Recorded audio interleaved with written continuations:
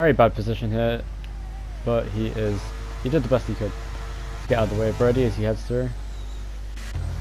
Dylan is on a lap himself, looks to be the contender for pole. Dylan heading through the S's here.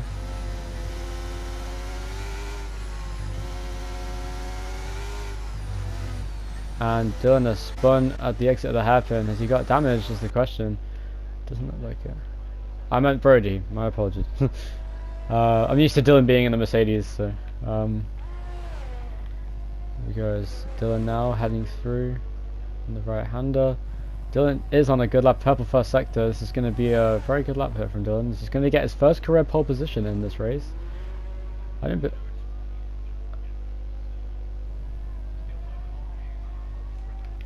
Ethan there heading through Spoon. He's coming into the pit lane. Yeah, flags out again as I believe that is Dan that's now going slowly as he almost got smashed into by Ethan there, which would have been a horrible crash. And Dylan now coming up the hill. Will he come across this traffic? He's about 2/10 up on his previous best time. Looking to get in the 136s. This is not a good place to be for Dan. He's on the inside. Here comes Dylan once again exceeding track limits through and almost crashing actually as he had a bit of oversteer on the exit of the corner. Through the chicane he goes. Through the right, through the left, into the final corner. Ready out of the way there on the outside, and it is going to be a 1 minute 36.9 for Dylan. Very nice lap there from him, very neat from what I could see. Dylan is now on provisional pole and extends his advantage over Ethan in second. He can't hear you. But Dan on a lap now. I see yellow flags across the first and second sector because this game is broken. Dan heading through the S's, feathering the throttle as he does, being very cautious, understandably so, on a track so treacherous. And Dan now running the apexes like they are women and continuing into the first diagonal. And the first sector is not purple, in fact he is a little bit down.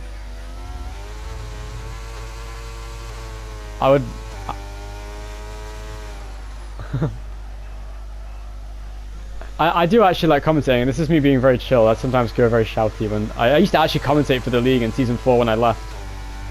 Yeah, I commentate Dan's Stop Mission series. But I used to commentate these races in season 4 when I left the league because Tice was too good. So yeah. Oh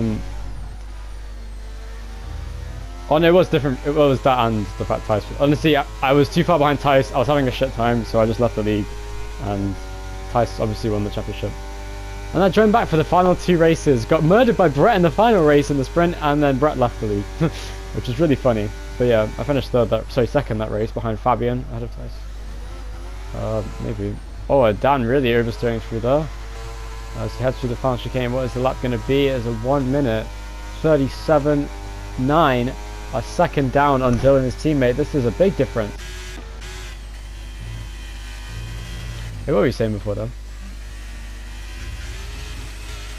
Oliver fucking Rowland wins the Mexico City Prix because he's the GOAT. I'm telling you, Nish, you suck. If you're watching this video, Nish, I'm going to tell you right now, as I predicted, as we predicted, you didn't predict shit. You're an idiot. You put Rowland down like 12th or something. I'm telling you, Nish, he is the world champion this season. Fuck you. Anyway, continuing on. Ethan on his outlap. Oh, for real, he put Rowland like on the edge of the top 10. I don't remember exactly where he was, but still, around about 12th, and I was like, bro. And he's one of the best drivers. What is the problem? Unfortunately, Brody has spun around there in the S's in the final part of the SSC on his outlap there. Very unfortunate. Yeah, he'll get, I think, at worst, 4th in the standings. Yeah. Yeah, real. Yeah, for real. Here we go. Here comes Ethan then to start his lap. A bit of a shaky start to the lap there as he came on the throttle through the final chicane into turn 1. Looking good. Further in the throttle as usual. This is a treacherous condition for the drivers. Really getting on the power there. He's forcing his way through these corners. Can he thread the needle through the S's? Very clean lines he's taking as he comes through into turn 5 and 6 and 7 and so on. Really sliding the rear of the car as he goes through, getting the power a bit early there, setting himself up for a bit of a wide line heading into the final section of the S's. to see what the sector split is in the first sector relative to Dan's 35. 4 there was, oh, a 10th up for Ethan there, very nice first sector. Not purple though, and oh, he's gone into the gravel, but it's okay, he can throw it back if he can get back on the track fast enough. He does. There is no grip at all. Understeering a lot as he heads through. And Ethan backs off as well. Yeah, I can't hear what's going on. I wanna hear the...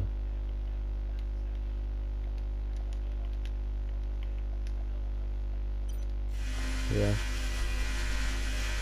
So at the moment it's still Dylan leading this qualifying session, and I'm going to see how long is left in the session because I don't know why that's not on. Oh, it says in the top left. I'm stupid. Anyway, 5 minutes and 22 seconds left to go in the session. There's plenty of time for more laps to come. Dylan on his outlap once again. This will be his third flying lap attempt.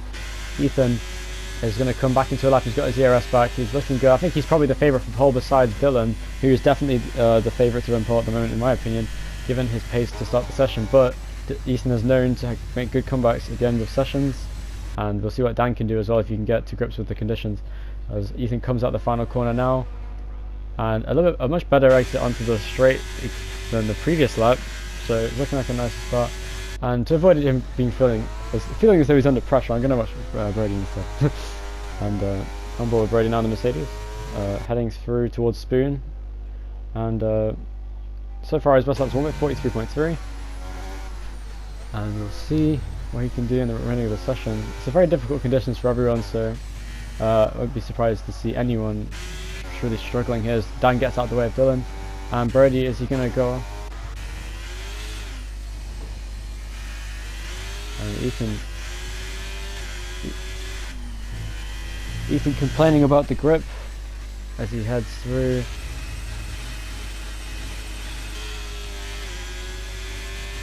Yeah, for real. That'd be awesome, dude. These conditions... Yeah.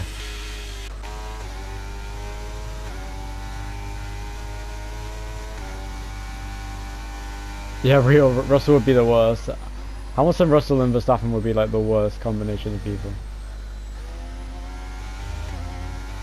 It would be hilarious.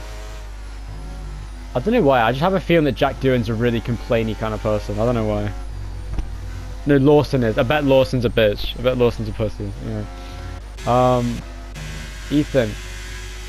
Yeah, he's quite funny. Ethan heading into the final chicane to finish his lap. What's it going to be? Very little grip on his tyres here.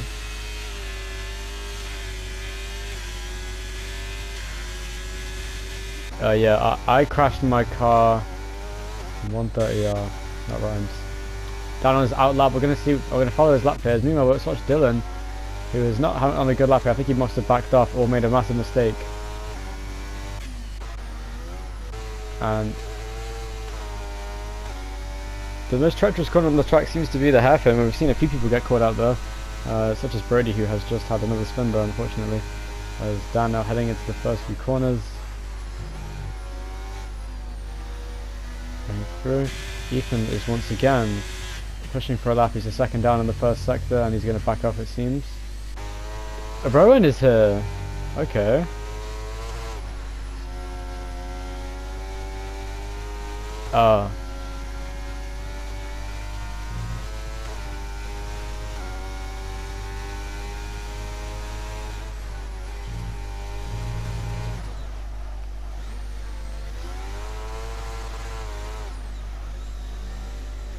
I don't know how to say that. But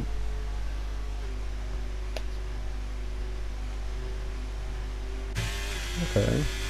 Maybe someone to race.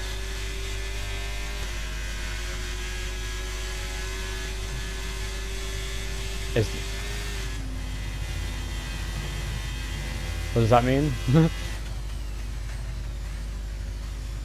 Interesting.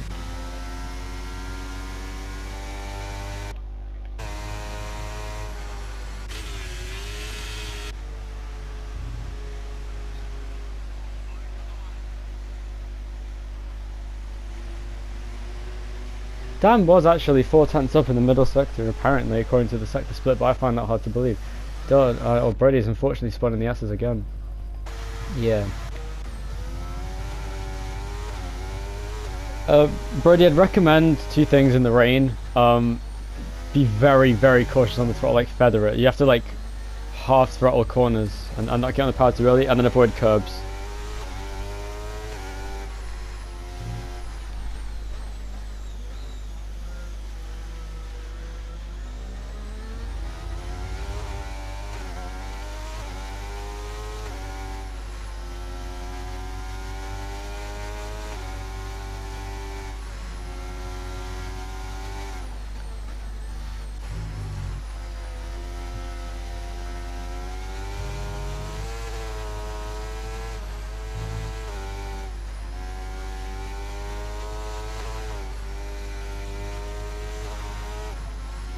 It's a very, I think in the rain that's not the best time to be getting used to it, to be honest with you.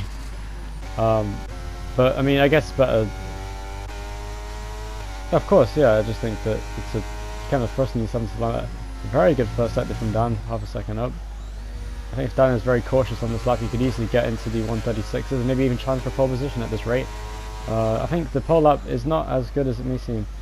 As Dan touches the grass and spins out, and ruins his chances in qualifying. That was not possible to save as Dylan is 4,000 up on his lap through the middle sector. What's he going to do as he heads through the final chicane now?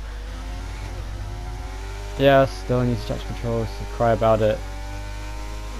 And 36.6 for Dylan, a pole position it would seem, as Dan is, unfortunately, his chances of pole are over, and it will be Dylan on pole position for the first time in his career.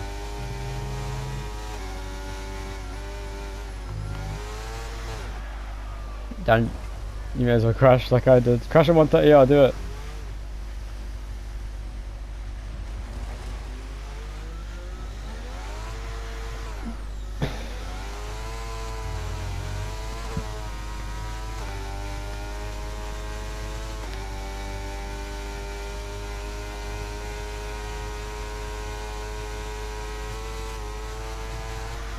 Yeah.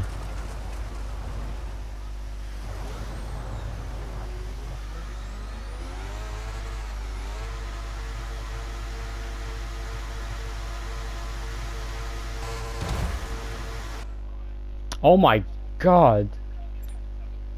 Wait, so what are we going to do about that guy that's supposed to be joining? I don't really want to race with a random person I don't trust. Speak of the double. What are we doing then?